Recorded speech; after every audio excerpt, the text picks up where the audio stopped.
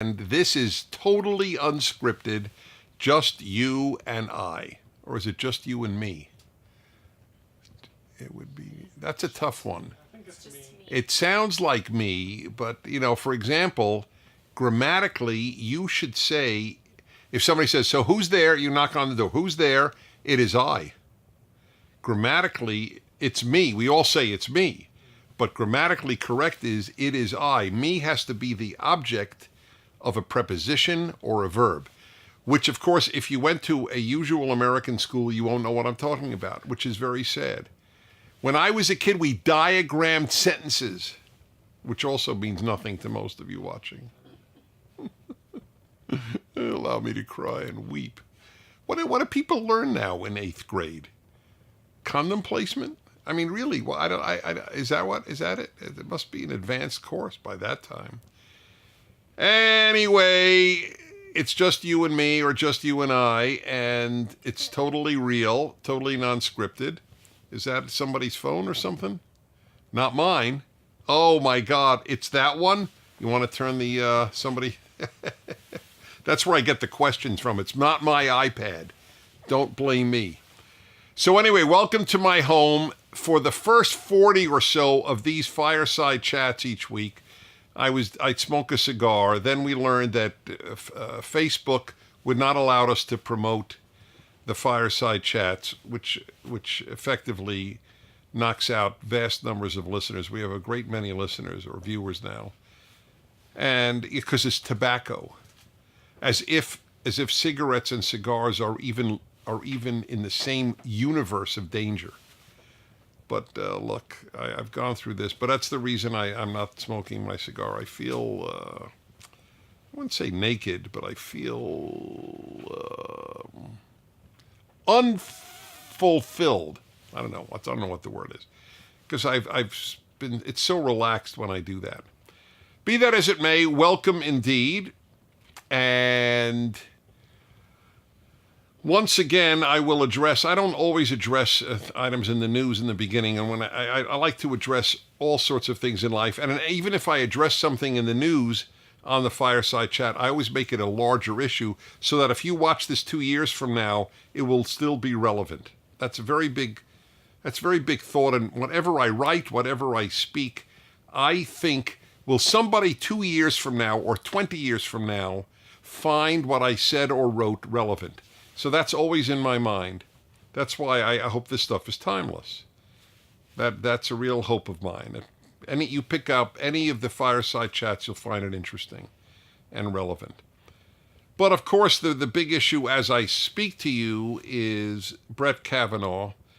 And I have to tell you, I feel so bad for him that I can almost weep.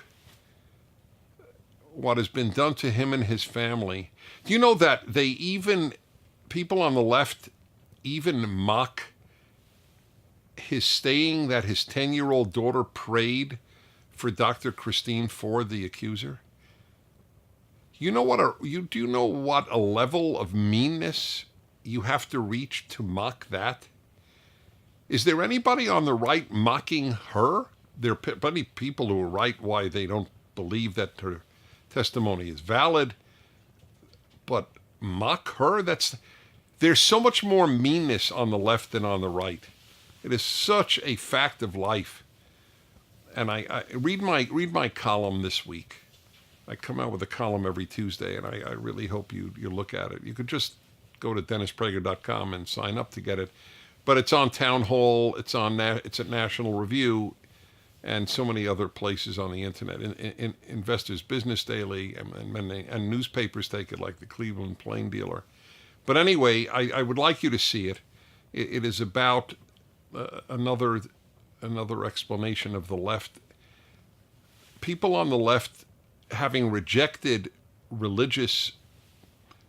religious bases of morality, and they have essentially rejected middle-class norms. So that when Robert De Niro gets up at the Tony Awards and says F, and he uses the F word, Donald Trump, and screams it out, and they're all cheering, That is his way of saying normal moral norms don't apply to me. That's what it means. That's what the left is about. Normal moral norms do not apply to them. So if you want to show a severed head of the president, you want to mock his son, you want to, his young son, I don't know, 12 years old, whatever he is. If you want, and likewise, Matt Damon doing Saturday Night Live mocking Brett Kavanaugh, would any program equally big among conservatives mock Christine Ford? It's inconceivable. We would consider it tasteless. But when you don't think moral norms apply to you, you can destroy people and act cruelly because you know you are so right. You are above, or as Nietzsche put it, you are beyond good and evil. So read my column about that. It explains a lot. This man has led a good life. Everyone acknowledges what a good life he has led as an adult. I mean, from college, or let's say 21, okay? From 21 to, what is he, 53, 54? 33 years. Been faithful to his wife, been committed to his family, coaches, young girls basketball league. They love him there. Hundreds of women have written, or at least 85 plus more, so over 100 women who've worked with him, Republican and Democrat, have spoken about how he respects women, but it doesn't mean anything. One woman says he did something to her in high school, and he is now called by some on the left a serial rapist. My heart goes out to him. I wrote a piece, you could see it on the internet. It's called "The Rape of a Name is Also a Rape." I wrote it about, 11 years ago. It's on it's again, you could look it up. And I believe that. You know, I forbade on my radio show during the Clinton era, I forbade anybody from telling Monica Lewinsky jokes. And I said why. That woman is created in God's image. I will not allow anybody to call the show, Republican or Democrat, and mock that young woman. Because there were so many Monica Lewinsky jokes, as if she wasn't real, as if she was meant to be the butt of jokes. I don't like cruelty. It's one of the biggest reasons I don't like the left. They're just meaner. Does the right close bridges and tunnels and highways? Do right-wing mobs go into restaurants and scream at Democrats who are having dinner? There's no parallel. But if you're beyond good and evil, you can act that way. If you make your own standards of morality, having rejected Judeo-Christian standards and traditional American standards, then you can do whatever you want. So this man's name earned, it's not easy to lead a good life. It isn't. It takes daily effort. Like to make a good body takes daily effort, working out and diet. It's not easy to be an honorable human being consistently. And then to have your name smeared like this. My position from the beginning, and I wrote it as my column that week, was that it should not have been taken up as an issue. You can't come the week of a vote. One person says something happened 36 or 35 years ago in high school, and you're going to stop the wheels of the country? I mean, I'm sorry. It just doesn't work like that. But the bigger issue is, and I raised this on my radio show today for an hour. If you lead a good life, what does your sin, and I don't believe he committed this sin, but if he did, what is the sin or the sins of high school tell about you? And if you've led a good life, nothing, it's one of the basic ideas of of morality in the whole West, based on the Judeo-Christian traditions of Judaism and Christianity, that we admire people who change their way. Now, if somebody is 21, applies for a job, and then somebody said, well, 4 years ago, I want you to know 4 years ago, this guy tried to rape me, that's very different. But he's 54 or whatever he is. He's in his mid-50s. There's a big difference. See, I don't know his track record at 21. I can't say, well, he's led this great life for 4 years. That doesn't work. But for 34 years, it works. Yes, that's a very valid argument. We believe that people can change, even if that's the case here. Even, I'm saying. But now all of a sudden we have this new idea. Why not middle school? And I'm serious. Well, in middle school, this kid, in 7th grade, he took this girl into the the closet in the thing, and he tried to have his way with her. 7th grade. Hey, it's wrong. It is wrong. But it's also 7th grade. And the guy's now 55 years old. I'm just making up a hypothetical. At what age do we even say, excuse me, it's just not relevant? And my answer is from the beginning, excuse me, this is just not relevant. So this is what Alan Dershowitz, who's a Hillary Clinton supporter, lifelong liberal Democrat. I don't think he's voted for Republican for president in his life. And he writes in the Wall Street Journal this week, professor of law at Harvard, again, big liberal. And he writes, this is darker McCarthyism than under McCarthy. Sexual McCarthyism, that's what he calls it. We are in a dark age in the United States because of the left. It is a dark age. We are living through it right now. And as one senator said to Joseph McCarthy, have you no shame, sir? One would have to say to every Democratic senator, have you no shame, sir or ma'am? I mean, drilling him on what something meant in the high school yearbook? Are we not allowed to say at a given point, this is absurd? This is just absurd. You're going to determine whether a man should be a Supreme Court justice not on how he's lived his life and how he's been as a judge, given the highest recommendation of the American Bar Association? For integrity, for character, and for legal knowledge, and for his life as a judge. And the ABA is hardly a conservative organization. And you're going to judge him on what some words meant in the yearbook, in his high school yearbook. I said, look, this is not the America I grew up in, and in some ways it's better, and in too many ways it's worse. This is the darkness that Alan Dershowitz is alluding to in his piece, this lifelong liberal, which again reinforces my point.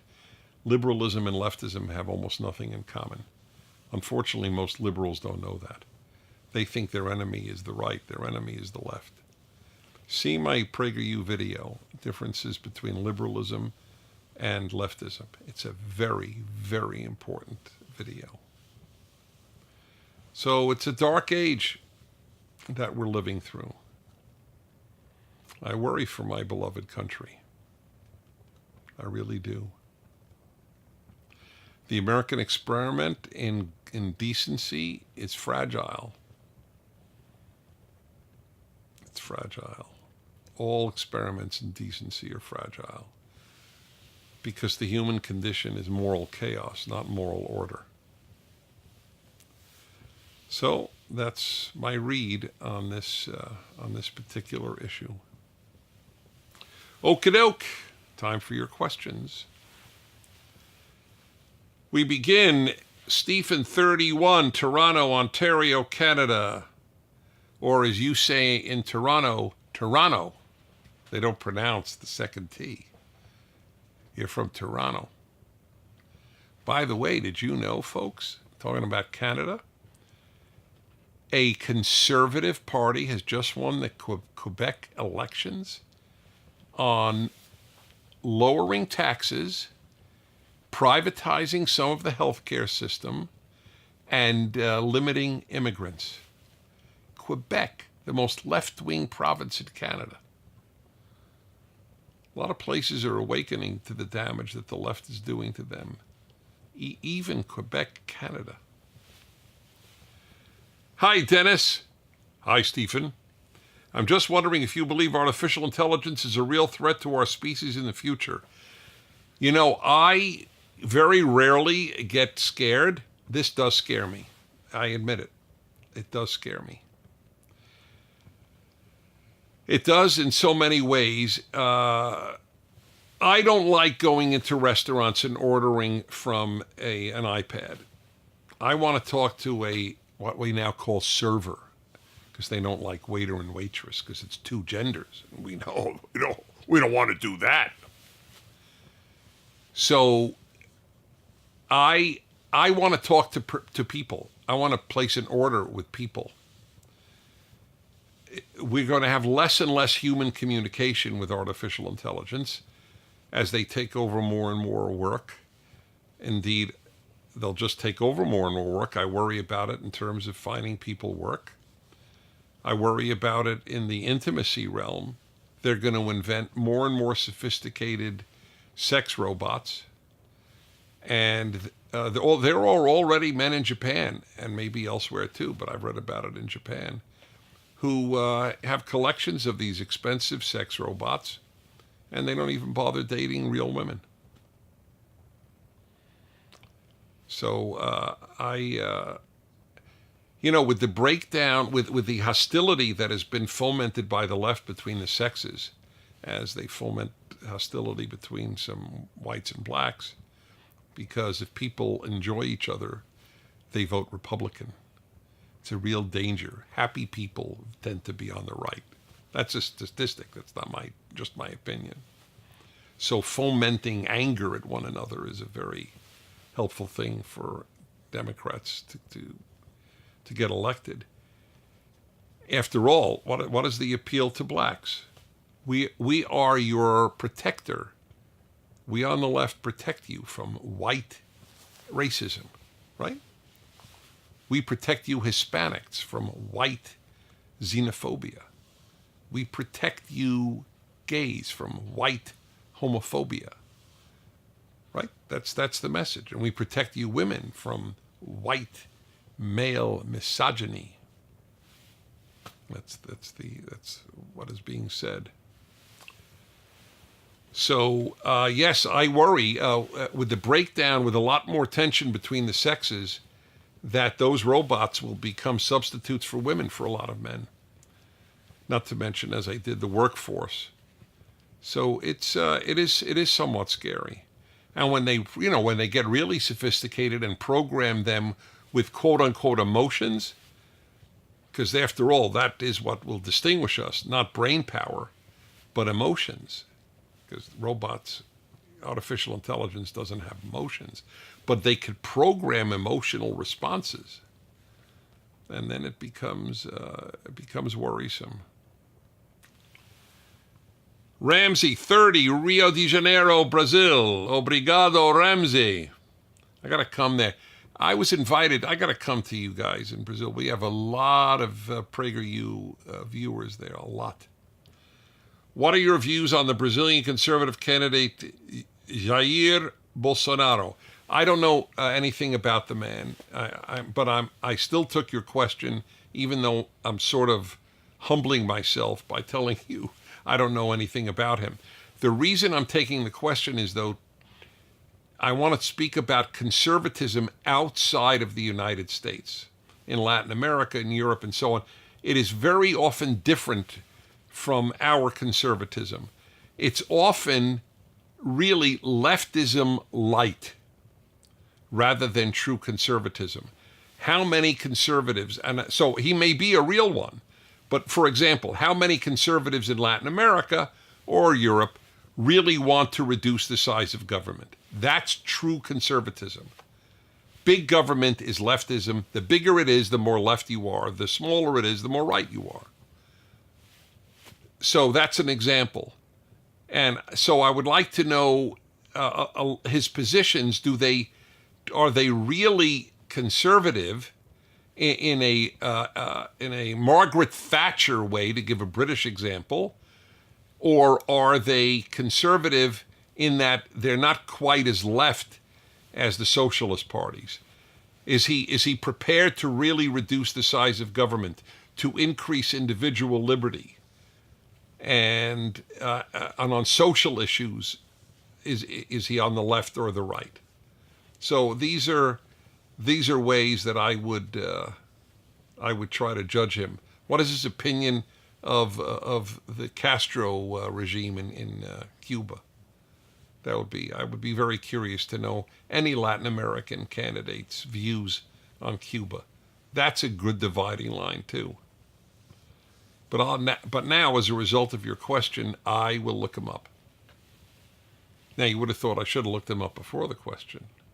I understand. It's a fair reaction.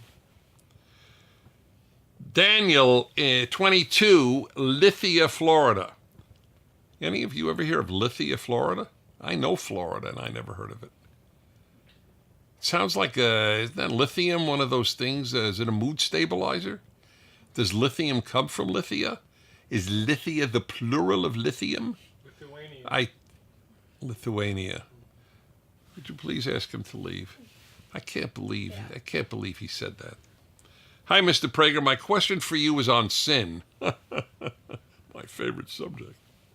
Particularly level of sin. I am a Christian, and I understand the concept of sin being different, such as man-made laws differ due to the type of crime committed, which I agree with. However, is this biblical? For example, the third commandment states, the Lord will not hold guiltless those who take his name in vain. But is there anywhere else in the Bible or Torah where this is stated? Thank you. Okay, so let me explain.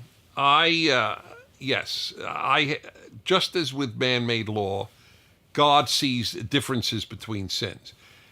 There are not many, but not a few, religious people who have argued with me on the radio that, I'm sorry, Dennis, with all respect, and they really do respect me, but with all respect, you're wrong. God sees all sin as the same. And I'm thinking, really, God sees sexual abuse of a 7-year-old the same as taking a stapler from the office? If God really views them the same, then I'm an atheist. I'm out, man. I'll believe in Zeus. Because Zeus would have more common sense than that. What kind of God regards abusing little children or burning people alive as the same as taking a stapler from the office? To me, it makes God look like a moral idiot. It makes me more moral than God. It drives me crazy, that view. All sin is the same. I don't know, on what basis is that? So, of course, there's a distinction. I explain, and I beg you, I do, please read the book, The Rational Bible, that I wrote. Volume 1, I'm writing 5 volumes on a Bible commentary. That one is on Exodus. The first volume came out on the second book because it's got the 10 commandments, and I explain at length that commandment.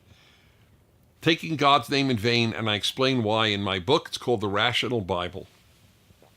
If you're an atheist, it will challenge you because it's all rational to take God seriously.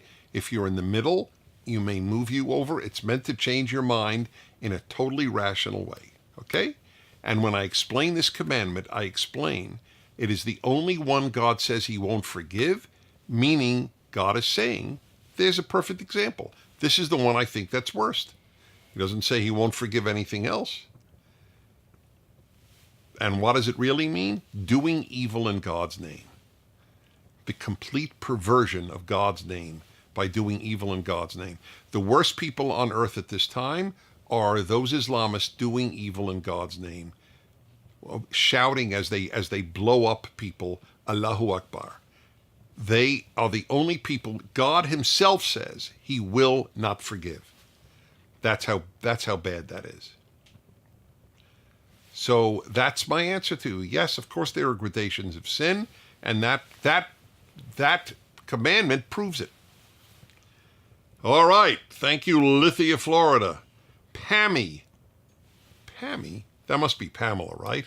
There's no name Pammy. Right? You know Pammy's? She's 19. You're near 19. I'm near 19 too.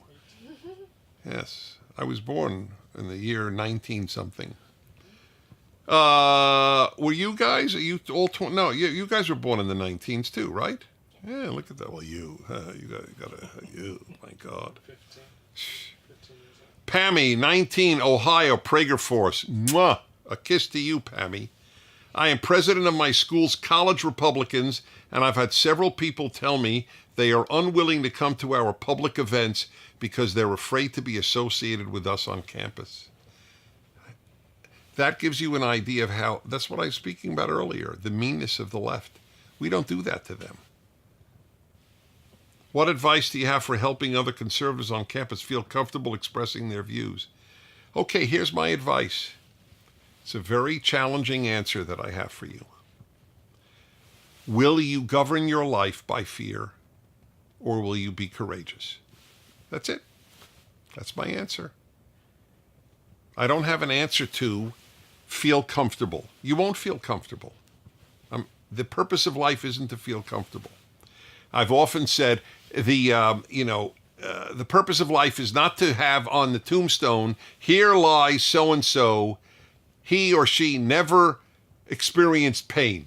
The purpose of life is not to avoid pain. The purpose of life is to do good, is to march to the beat of a good drummer. And that takes courage. I mean, you're not going to be killed. We're not talking about, opposing Nazis in Germany as a German. I'm not going to kill you. You'll be yelled at. You might be ostracized by some people in your dorm. Okay. So it'll give you a lesson in fighting for what's right. You have to show up.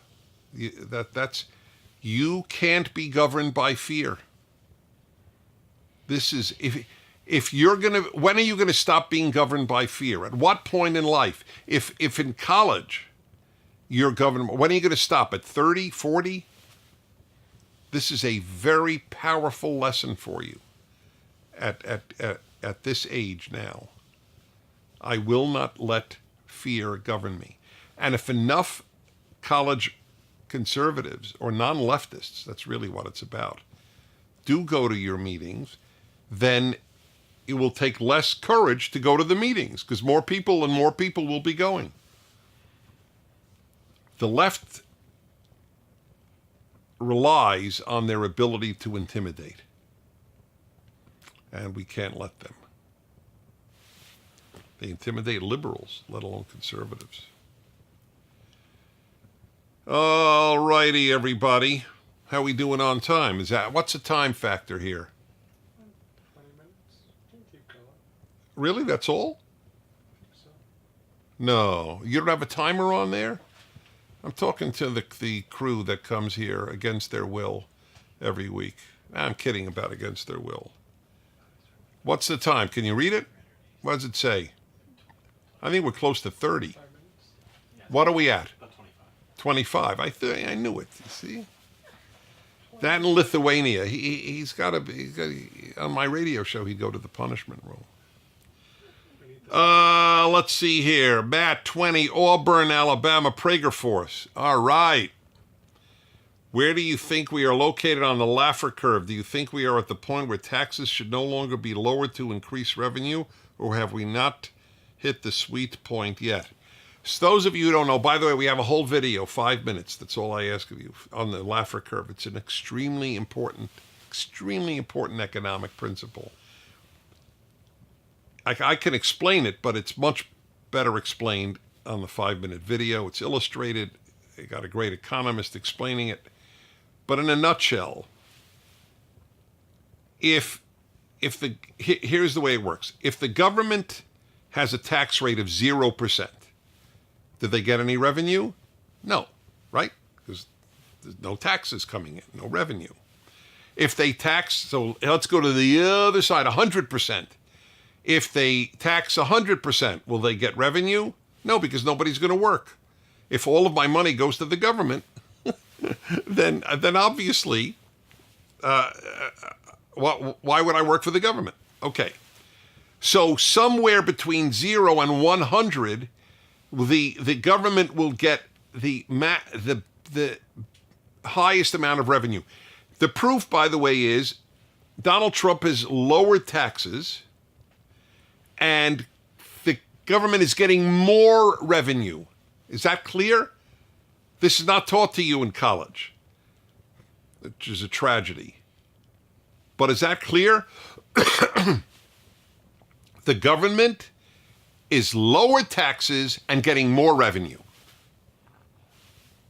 So clearly, there is a point, it's called the Laffer curve. There's a point on it where the government will get the maximum amount of revenue at some percentage of taxation. I don't remember the exact number. I think that Laffer came out with a number based on all sorts of data crunching.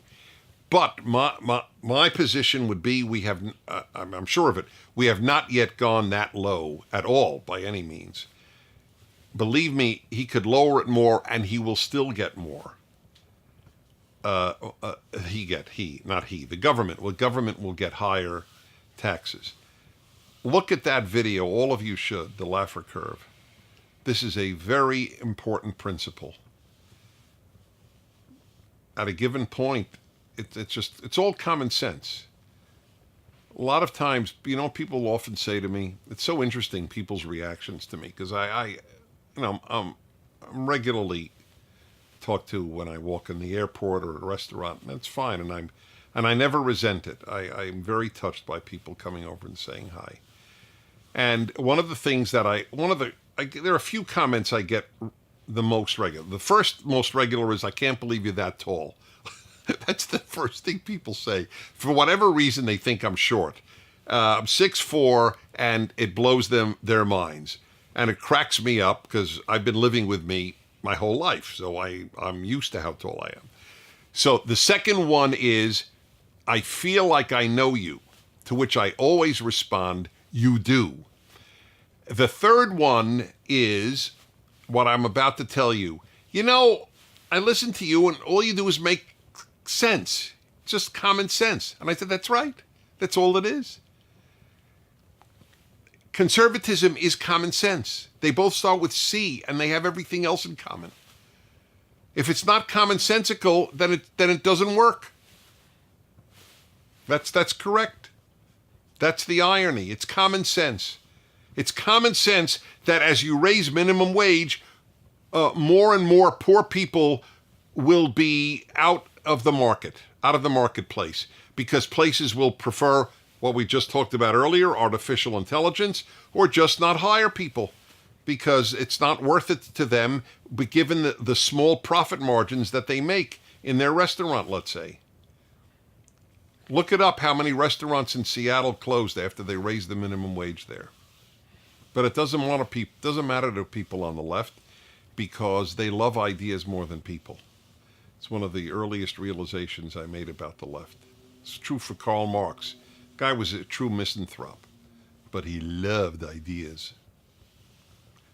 So the Laffer curve is just common sense. Well, let's see. It's always hard to say goodbye. Really do. So let's see, what can I ask you to do? I can ask you to watch our videos, and I could ask you to help us, obviously. And I could ask you to get the Rational Bible, even if you think religion is nonsense, especially if you think religion is nonsense. I know it will change your life. Read the reviews on Amazon. Listen, I didn't write a Bible commentary to get rich, okay? Could have written a volume 2 on happiness and made a lot more money. So I'm not self-conscious about telling you to get the Rational Bible. but is a big deal. And it became a bestseller to my shock. But it's important. All of this stuff is important. It's important to have a higher code than yourself. I am not the author of my own values. That's what it amounts to. Okay, so imagine, imagine that I'm going to puff again on my cigar, but I can't do that anymore. It's okay, life is filled with no. You get more no than yes in life. And the earlier a kid knows that, the better their shock absorbers are for real life. That's why you should never give medals and awards and trophies to kids who don't win. It's very important to know how to lose when you're 7 years old, because most of life is not winning. On that thought, I'm Dennis Prager. This is my fireplace. This is the Fireside Chat.